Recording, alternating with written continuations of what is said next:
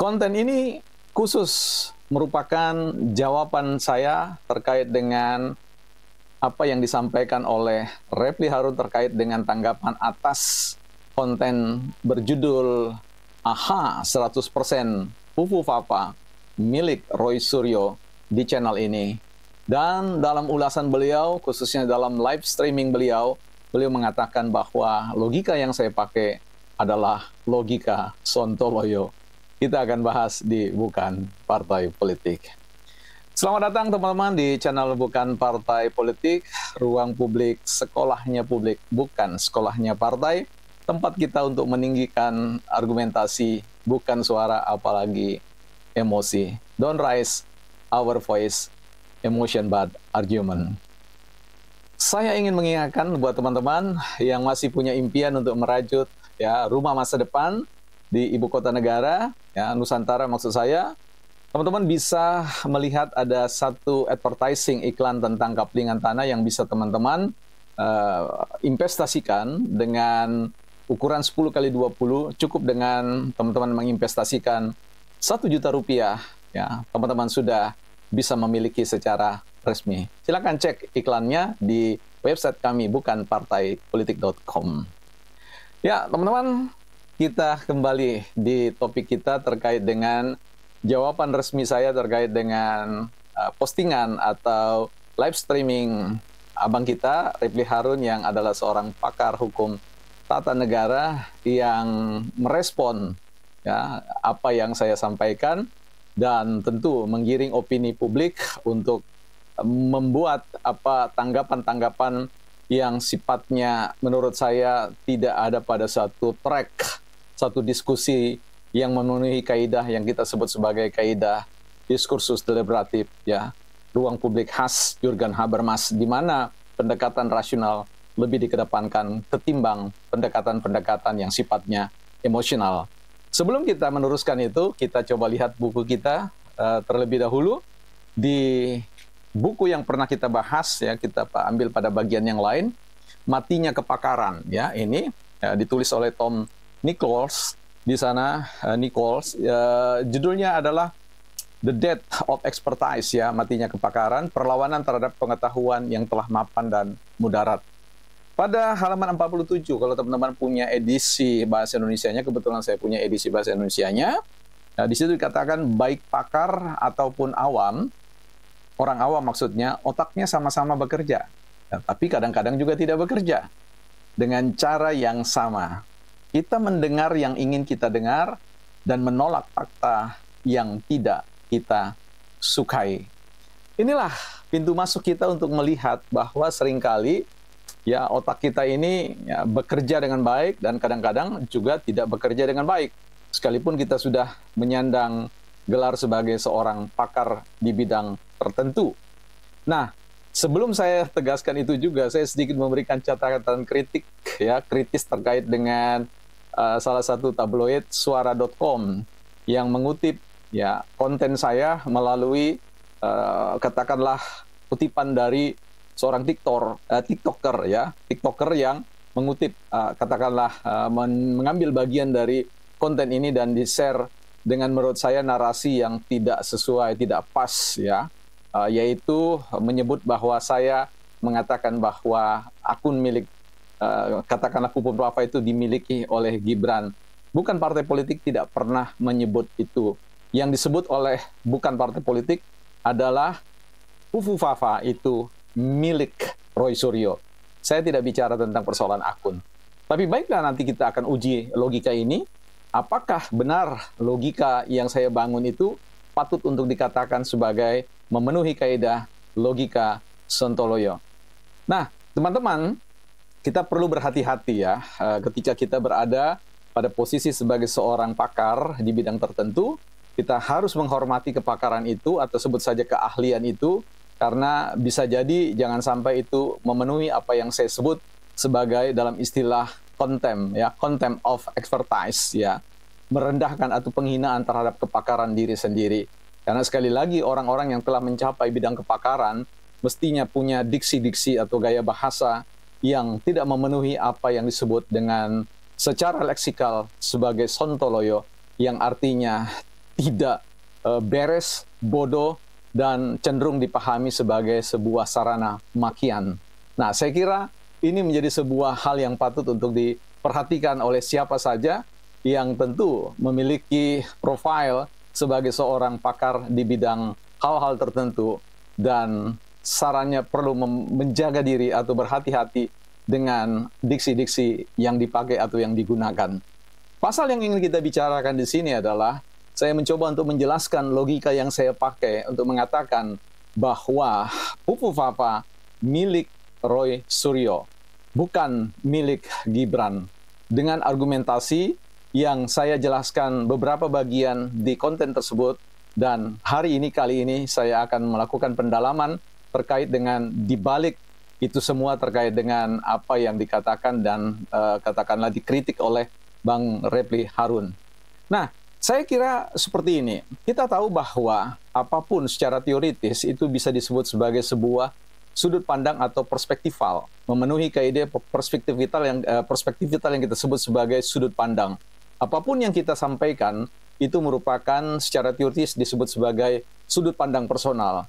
Jadi, seberapapun kita menelaah tentang Pupu Papa, setiap orang punya sudut pandang yang bisa dikedepankan. Kebetulan sekali, bukan partai politik hanya tertarik untuk membahas tentang Pupu Papa sebagai pemiliknya adalah Roy Suryo. Dengan argumentasi-argumentasi yang saya bangun tentang bahwa istilah terminologi frase yang digunakan itu seringkali akan lekat pada siapa yang menyampaikannya. Seperti yang saya sebutkan, bahwa ketika kita bicara tentang dungu, ingatan kita dibawa pada Bang Refli Harun, Rocky Gerung.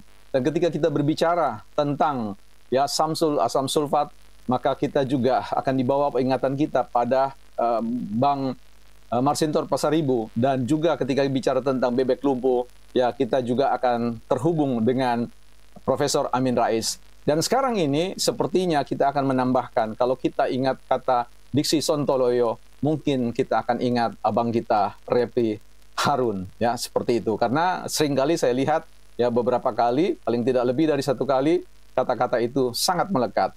Ada yang berkata atau bertanya, apakah dengan menyebut kata Prabowo, maka kita dapat mengidentikan diri dengan Prabowo? Saya kira itu konteks yang berbeda dari apa yang saya sampaikan. Karena sekali lagi, ada konteks yang dibangun terkait dengan apa yang saya sebut sebagai Pupu Papa milik Roy Suryo. Nah, kita akan uji bersama-sama. Pertama, saya ingin mengatakan bahwa ada lagu yang kemudian mungkin teman-teman sudah ingat dengan apa yang dinyanyikan, dilakukan oleh Bang Roy Suryo, Mas Roy Suryo, dan juga abang kita Refli Harun dan teman-teman. Yaitu Pupu Papa, Pupu Bendera. Dan itu sangat dinikmati ketika disampaikan. Pupu Papa, Pupu Bendera. Sekarang saya ingin menjelaskan itu dari perspektif coined byte, Jadi saya sudah sampaikan secara perspektifal, secara teoritis saya menggunakan coined byte, pendekatan coined byte untuk menjelaskan bahwa Pupu Papa itu lebih dapat dikatakan diciptakan oleh Mas Roy Suryo, bukan kepada yang lain. Nah, pertanyaan saya sederhana adalah kepada Abang Refli Harun. Siapa yang menciptakan Pupu Papa, Pupu Bendera? Nah, kalau teman-teman menjawab itu adalah Gibran, saya sangat yakin bahwa Pupu Papa, Pupu Bendera tidak pernah diciptakan oleh Gibran Rakabumi. Mungkin teman-teman atau abang kita Refli Harun ingin membawa saya untuk berbicara tentang akun Pupu Papa, bukan soal Pupu Papa sebagai satu terminologi, frase yang saya ingin kaji, ingin saya besarkan, kapitalisasi. Nah, baik, saya akan menuruti apa logika yang ingin dibangun oleh Refli Harun. Kita bicara tentang akun. Mari kita gunakan sedikit pendekatan yang disebut dengan pendekatan dalam riset-riset kebudayaan. Kita bicara tentang ada yang disebut dengan perspektif emik dan perspektif etik. Kalau kita pakai pendekatan tentang perspektif emik, maka kita akan mencari pemaknaan tentang sebuah budaya apapun itu dari sudut pandang pemilik budaya. Nah, kalau kita pakai perspektif etik, maka kita memakai perspektif di luar orang yang memiliki budaya. Anggaplah kita bicara tentang akun Pupu Papa, maka kita akan bertanya, siapa yang menyatakan pemilik dari akun Pupu Papa? Mungkin Roy Suryo mengatakan, tanya sama Gibran, Karena beliau mengatakan 99,9 itu milik Gibran. Baik, kita tanya, kita ikuti alur logikanya. Kita tanya, Mas Gibran, apakah Mas pemilik dari akun Fufu Fafa? Maka Mas Gibran sudah mengatakan, tanya sama Roy Suryo. Artinya, ini akan kembali ya, ketika kita berbicara tentang tanya kembali kepada Roy Suryo, maka mereka akan saling balik-membalik. Mungkin ada orang yang berpikir, kalau begitu kita butuh perspektif yang lain. Kita butuh hakim, kita butuh pengadilan. Nah, pengadilan akan melihat, apa yang menjadi masalah dengan persoalan akun Fufu Fafa? Siapa yang dirugikan di situ? Pihak mana yang dirugikan? Apakah pihak Prabowo yang sebagaimana yang disampaikan dalam akun itu? Maka Prabowo mengatakan, saya tidak pernah dirugikan. Nah, kemudian ada yang menjawab bahwa masyarakat Indonesia dirugikan. Mari kita tanya kepada masyarakat mayoritas Indonesia. Mereka mengatakan tidak dirugikan. Maka selesailah persoalan itu bahwa kajian tentang akun Fufu Fafa tidak bisa ditelusuri dan ditanya dari perspektif emik. Mari kita bicara tentang perspektif etiknya. Perspektif etik bicara tentang sudut pandang orang di luar pemilik akun Fufu Fafa. Maka bolehlah kemudian kita melihat ada polarisasi jawaban tentang ada yang percaya dan tidak percaya. Jadi menurut saya itu adalah satu pendekatan yang sia-sia untuk kita bicara tentang persoalan pemilik akun Fafa karena urgensinya, kepentingannya sama sekali tidak menjawab persoalan-persoalan ada. Yang ada sekarang adalah konteks Fufu Fafa. Yang saya katakan bahwa 100% Fufu Fafa itu milik, ya, milik Roy Suryo, bukan akun. Tapi saya berbicara tentang Fufu Fafa adalah milik Roy Suryo. Dan tadi kembali pertanyaan saya adalah, siapa yang menciptakan, ya, dari perspektif Coined By, ya, siapa yang menciptakan lagu Fufu Fafa, Fufu Bendera? Maka semua kita akan tahu bahwa paling tidak, sampai kita tahu siapa penciptanya, hari ini publik akan mengatakan bahwa Roy Suryo adalah pemilik Fufu Fafa yang boleh saja dikatakan mempopulerkan, ya, karena mempopulerkan, meng-create, ya, Coined By itu saya kira satu jalan dalam konteks untuk membangun sebuah konsep, menegakkan sebuah konsep sehingga itu dapat diingat oleh publik dalam ingatan publik. Jadi di sini saya kira menarik untuk mengatakan bahwa saya tidak bergeser pada satu keyakinan bahwa Fufu Fafa milik Roy Suryo dalam pengertian terminologi, dalam perspektif Coined By, dan tentu dalam konteks kapitalisasi, diksi, frase yang digunakan oleh beliau. Persoalan apakah ini melanggar hukum? Saya kira tidak ada. Ya, Roy Suryo di sini tidak melanggar hukum. Dia hanya menciptakan sebuah frase Fufu Fafa dan kemudian menggunakan itu sebagai sebuah instrumen politik untuk kepentingan politik pribadi beliau, kelompok yang kemudian mendukung beliau, dan tentu pihak-pihak tertentu. Apa itu salah? Saya kira tidak ada salahnya. Dalam konteks demokrasi, setiap orang punya perspektif tentang politiknya, tentang paradigma demokrasinya. Itu sah-sah saja. Saya kira ini bukan perdebatan persoalan harus dilaporkan ke polisi, harus dipenjara, dan sebagainya. Mengapa kita sedikit-sedikit bicara tentang polisi, sedikit-sedikit kita bicara tentang penjara? Mungkin ada pikiran-pikiran kita yang terpenjara. Nah, cara kita melihat, cara kita menilai segala sesuatu, itulah yang bisa menandakan bahwa kita terpenjara atau tidak. Seringkali saya ditantang untuk berdebat, ya, diundang berdebat, ya, diundang berdebat dengan Rocky Gerung dan sebagainya. Saya harus mengatakan saya orang biasa. Saya hanya orang yang suka berdiskusi, suka saling menajamkan, saling memperkaya, dan hidup dalam satu konteks simbiosis mutualis, saling memberikan kehidupan. Kalau hari ini, ya, perkataan-perkataan tentang logika Sontoloyo itu dipakai oleh seorang pakar, maka saya harus mengatakan sebaiknya jangan digunakan. Sebab bagaimanapun juga itu memenuhi kaidah yang disebut dengan contempt of expertise.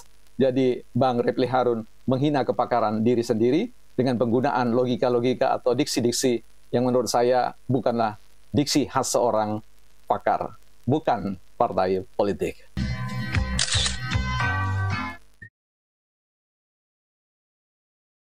DPR adalah Dewan Perwakilan Rakyat, atau dot participation ratio.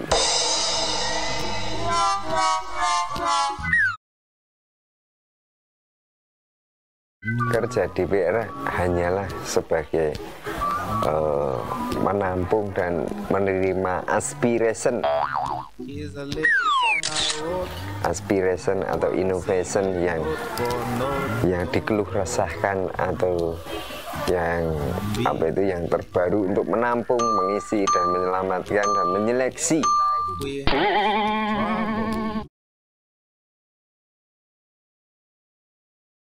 Syarat untuk menjadi anggota DPR adalah suatu ketetapan, kejujuran, untuk mempunyai motivation perfect, suatu work, ego perasaan yang mempunyai welas asih dalam sosial.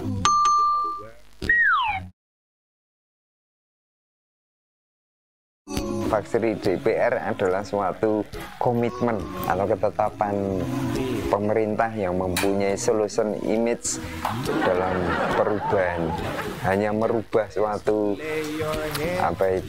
limited, tetapi mempunyai ideologi tatanan yang tetap dalam tatanan yang tepat, itu hanya mengubah yang dahulu masih suka linggang kangkung, sekarang mempunyai statement speed.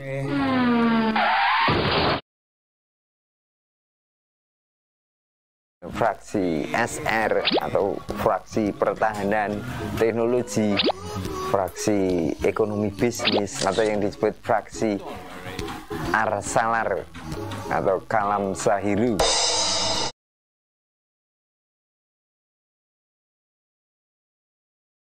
Rapat paripurna adalah suatu agenda untuk mengisi atau menilai dari awal hingga akhir yang mempunyai nilai kemurnian atau natural gift.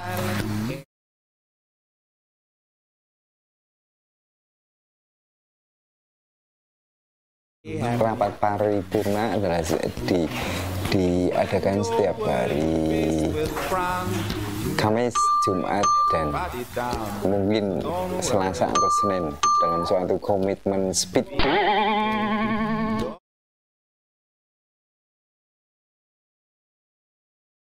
Fraksi saya adalah fraksi bijak atau mengisi. Fraksi bijak adalah mengisi, menyelamatkan, dan mencarikan suatu dana. Bijak separatus blank